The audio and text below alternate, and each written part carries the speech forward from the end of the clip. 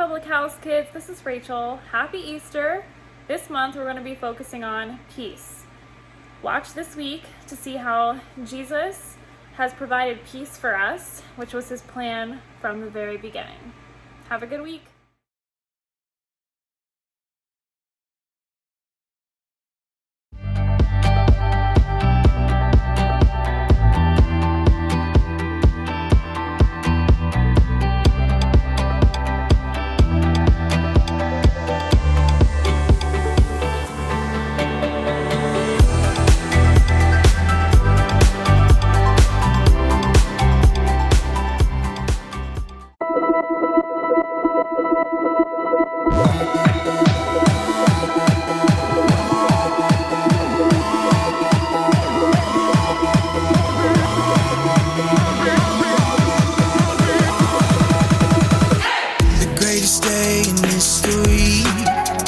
Death is beating, you have rescued me. Sing it out, Jesus is alive. The empty cross, the empty grave, life eternal, you have won the day. Shout it out, Jesus is alive. He's alive. Oh, happy day, happy day. You wash my sin away. Oh, happy day, happy day. I'll never be the same. Forever I'm changed. I'll never be the same. When I stand in that place, realize meeting face to face, I am yours, Jesus, you are mine. In this joy, perfect peace, earthly pain finally will cease. Celebrate, Jesus is alive. He's alive. Oh, happy day, happy day. You wash my sin away. Oh, happy day, happy day. I'll never be the same. Forever I'm changed. I'll never be the same. Oh, what a glorious day, what a glorious way. You have saved me, and oh, what a glorious day, what a glorious name. Oh, happy day, happy day. You wash my sin away. Oh, happy day, happy day. I'll never be the same. Forever I'm changed. I'll never be the same.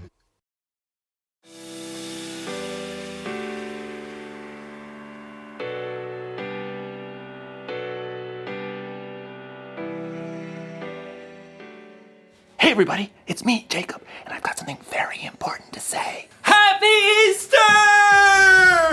Get it! Easter is one of my favorite days of the year because one, jelly beans.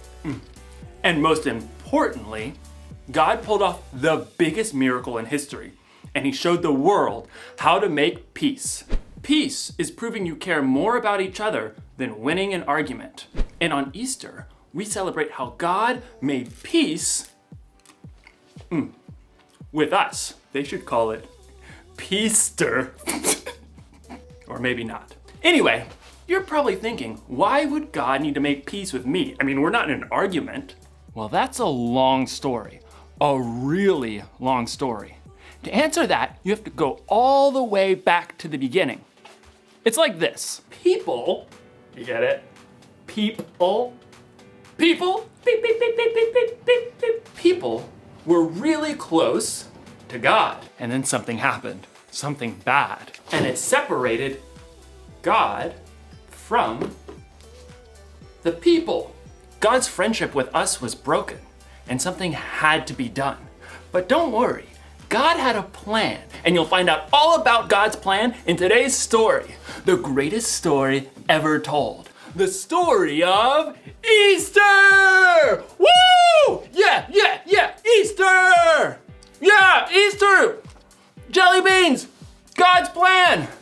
Okay, one more jelly bean. I gotta save these for later. One more. That one was popcorn flavored. The Bible. It's 66 books of history, stories, letters, and poetry that fit together to form God's one big story.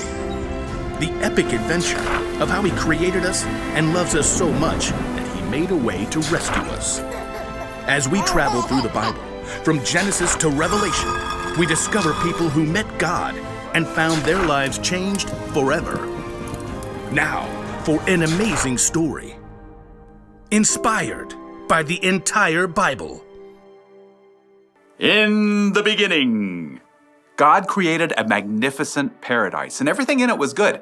He created water and land and plants and trees and birds and fish and animals. And then, from the very dust of the earth, God created a man called Adam.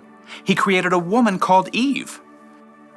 They were the first two people on earth, made in God's image, living peacefully in paradise.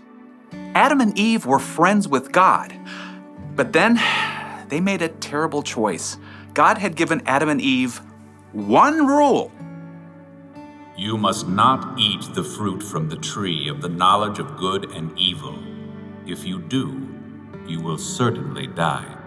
But the temptation was too great for Adam and Eve. They broke God's rule, and what was once a paradise became a broken world. People started telling lies.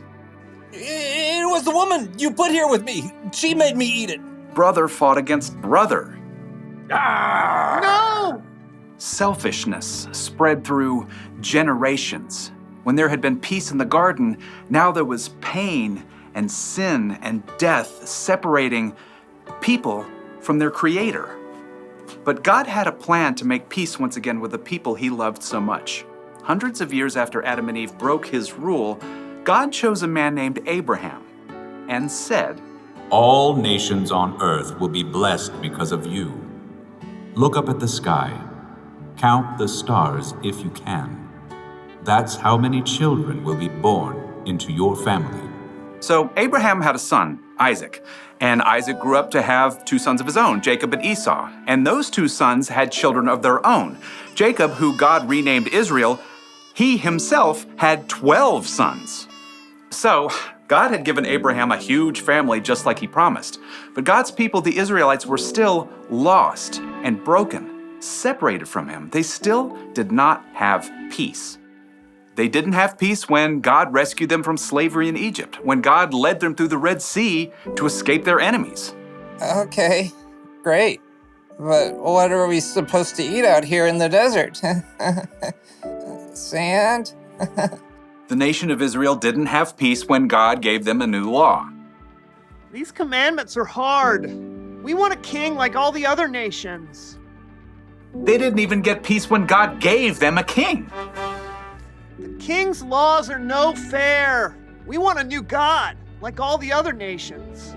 Nope, nothing gave God's people lasting peace. They were still lost and broken and separated from God for thousands of years. But God had not forgotten the promise He made to Abraham. All nations on earth will be blessed because of you.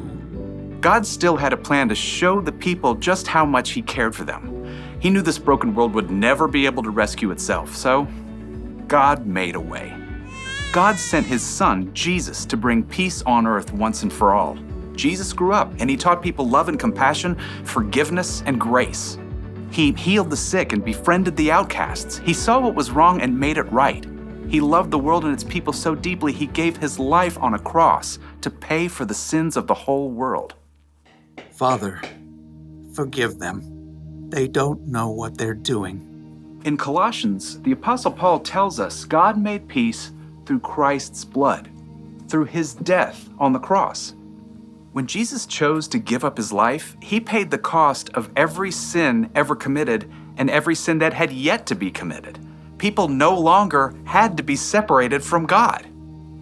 But in the 3 dark days immediately following Jesus' death, his followers didn't understand all of that yet. They huddled in the dark, afraid that they too might be arrested or even killed. Who's there?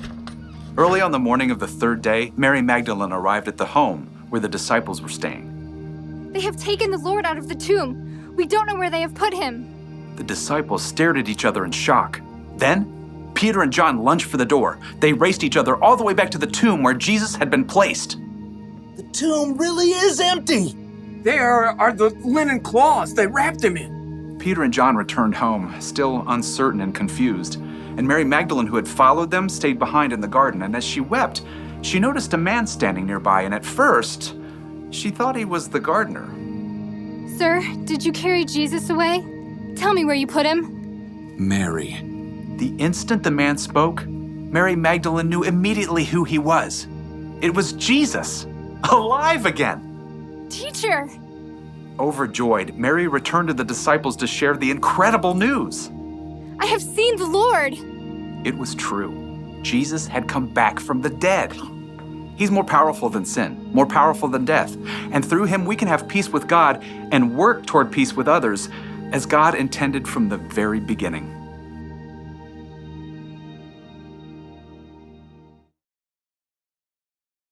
So it's like this. All of history, every moment of God's story led up to the life, death, and resurrection of God's Son, Jesus. Sin separated people from God. That was a problem that we couldn't fix. So God sent his Son, Jesus. And after Jesus' death, he beat sin. And after that, he beat death itself. So I guess you could say that Jesus was kind of like a bridge between people and God. That made it possible for us to reconnect with God. The Apostle Paul once wrote, God was pleased to bring all things back to himself. God made peace through Christ's blood by his death on the cross. Because of Jesus, we can be close to God again. We're at peace.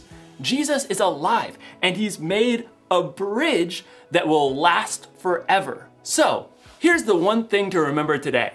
God made peace with us. Remember that this Easter.